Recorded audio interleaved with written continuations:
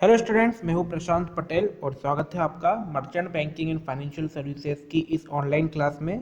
इसमें हम पढ़ रहे हैं चैप्टर 2, जिसमें हम पहले 3 लेक्चर पढ़ चुके हैं। आज हम इसका चौथा लेक्चर कंटिन्यू करेंगे। तो चलिए शुरू करते हैं फाइनेंशियल सर्विसेज को। ठीक है, तो इसमें आज हम बात करेंगे फाइनेंशियल सर्विसेज के फीचर्स के। तो पहला फीचर क्या होता है? तो इनटेंजिबल नेचर का होता है। हमको पता ही है सारी सर्विसेज इनटेंजिबल नेचर की होती है। ये पूरा इंफॉर्मेशन बेस्ड होता है। इसकी मैक्सिमम चीज़ें इंफॉर्मेशन पर बेस्ड करती है। जितनी ज़्यादा किसी सर्विस प्रोवाइडर के पास इंफॉर्मेशन होगी उतना अच्छा वो आपको असिस्ट कर सकेगा, डील कर सकेगा आपसे वो। They are perishable in nature, ये पेरिशेबल नेचर की होती है। ठीक है, अगर कोई आपको सर्विस प्रोवाइड की गई है तो पूरी प्रोवाइड की जाएगी, ऐसा नहीं कि आधी अधूरी प्रोवाइड करी जाएगी। अगर आपको एक इंश्योरेंस पॉलिसी दी गई है तो या तो आपको दी जाएगी या नहीं दी जाएगी। ठीक है, इसमें कोई भी एक बीच का नहीं हो सकता कि आपको आधी पॉलिसी दे दी आधी नहीं दी, ऐसा नहीं होता है। अगर आपको इंश्योरेंस पॉलिसी दी जाएगी तो पूरी दी जाएगी।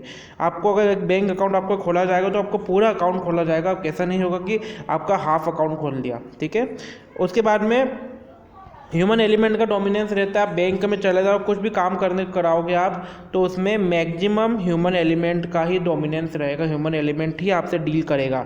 ठीक है, इंश्योरेंस पॉलिसी आप ऑनलाइन खरीद सकते हो, लेकिन आपका जो भी वेरिफिकेशन रहेगा, फेस टू फेस वेरिफिकेशन वगैरह सारी चीज़ें कौन करेगा? कोई आपको एजेंट आकर ही करेगा। ठीक है, आपको अगर स्टॉक मार्केट में वर्क करना है तो आपको एक ब्रोकर की ज़रूरत पड़ेगी ही, और वो ब्रोकर एक ह्यूमन ही हो सकता है। तो इसमें ह्यूमन एलिमेंट का डोमिनेंस रहता है।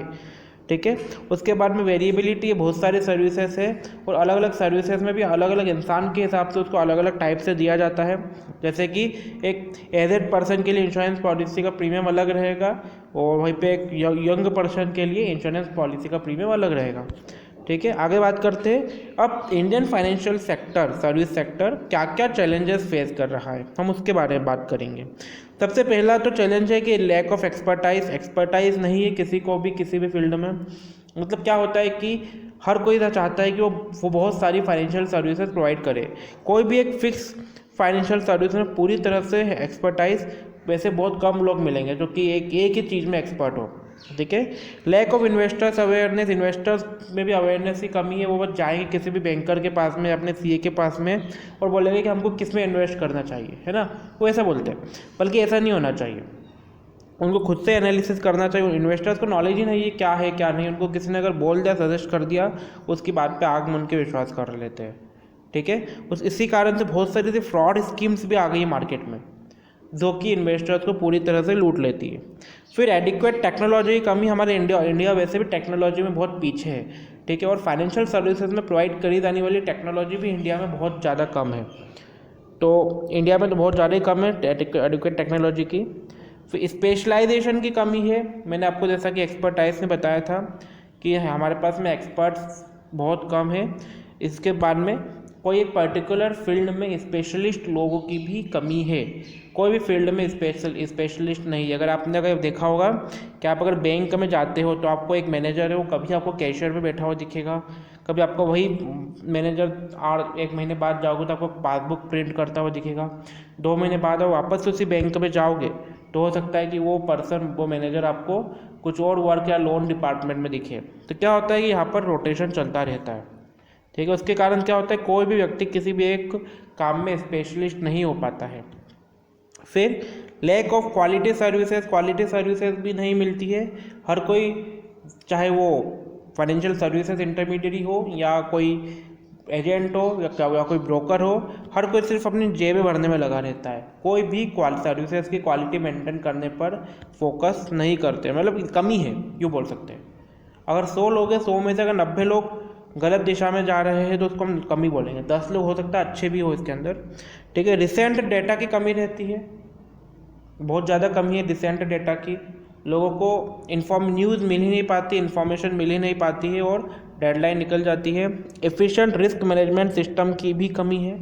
हालांकि हेजिंग, स्वैप डेरिवेटिव ने काफ़ी हद तक रिस्क मैनेजमेंट को कम करा है, पर फिर भी अभी भी उसका एफिशिएंसी से फॉलो अप नहीं हो पा रहा है। उसके अलावा भी बहुत सारी इंडियन फाइनेंशियल सिस्टम में प्रॉब्लम्स है। जैसे कि आजकल सारी इंडस्ट्रीज़ को फाइनेंस की जितनी भी कंपनीज होती है अलग अलग टाइप की, उन सबको मिक्सअप करने का काम चल रहा है।